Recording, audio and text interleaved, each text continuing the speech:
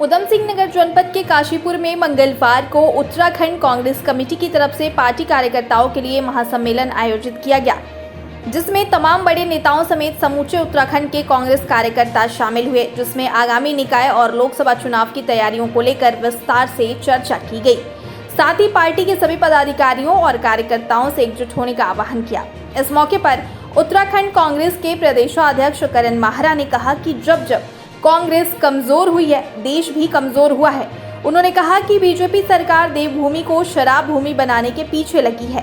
कांग्रेस प्रदेशाध्यक्ष माहरा ने कहा कि जो सरकार बेटी बचाओ बेटी पढ़ाओ का नारा देती है, उसी सरकार में देश में बहन बेटियों के साथ अत्याचार हो रहा है। यह दिखाते कुछ हैं और करते कुछ हैं। उन्होंने आगे कहा कि किसानों की भूमि पर कब्जा किया जा रहा है, जिसमें लोगों को नजूल भूमि के नाम पर बेघर किया जा रहा है। वहीं देश में सरकारी नौकरियां खत्म की जा रही हैं, जिसकी वजह से युवा रोजगार के लिए दर दर भटक रहे हैं। उन्होंने कहा कि अग्निवीर योजना लाकर देश की सरहदों को कमजोर किया जा रहा है। वहीं उन्होंने पार्टी कार्यकर्ताओं को नसीहत देते हुए कहा कि अगर कांग्रेस को एकजुट करना है तो एक दूसरे की बुराई करने से बचे। इस दौरान कार्यक्रम में मौजूद नेता प्रतिपक्ष यशपाल आर्य ने कहा कि हम चुनाव की दहलीज पर खड़े हैं। उत्तराखंड में कांग्रेस ने कई उतार चढ़ाव देखे हैं। देश विभाजन की ओर बढ़ रहा है, लोकतंत्र की हत्या हो रही है।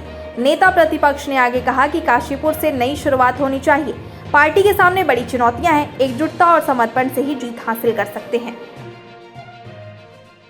कमेटियों के बारे में बात होनी है, बीएलएस के बारे में बात होनी है, आगे के प्रोग्राम्स के बारे में बात होनी है और अभी तक जो काम इनको 14-15 महीने में दिए गए थे उनकी आज समीक्षा भी हो रही है कि जिलाध्यक्षों को और महानगर अध्यक्षों को जो काम दिए गए थे वो कितने हुए और आगे की कांग्रेस की रणनीति मंडलम अध्यक्षों की और मंडलम की नियुक्ति पर भी आज चर्चा होगी। सर जानना चाहेंगे जिस तरह से आरोप लगा 7 मकान टूटे रह गए, मंदिर टूटा, लेकिन बीजेपी के जो महापौर हैं और जो बीजेपी के विधायक हैं उन्होंने कोई मदद नहीं की।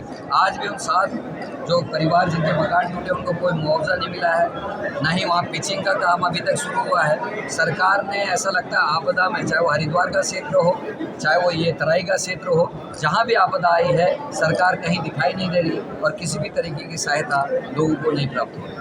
मंदिर का मामला है किलो कैसे रह गया, ये बहुत बड़ी चोरी है। और मैं सोच रहा था कि जो प्रधानमंत्री वहाँ आगे ध्यान करते हैं, बार बार केदारनाथ का बात दिखाते हैं, वो प्रधानमंत्री स्वयं संज्ञान इस मामले का लेंगे और उसकी जांच बिठाएंगे, लेकिन ऐसा देखने को नहीं मिला।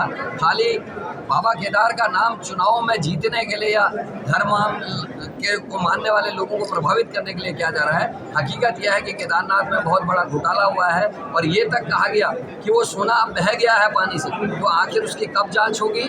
कौन सी ऐसी एजेंसी थी जिसने सर्टिफिकेट दिया कि वो 23 किलो था, क्योंकि वो तो पानी करके इन्होंने चढ़ा दिया था। तो ये सब जांच के विषय और आने वाले समय में भगवान शिव जो है इसका न्याय करेंगे।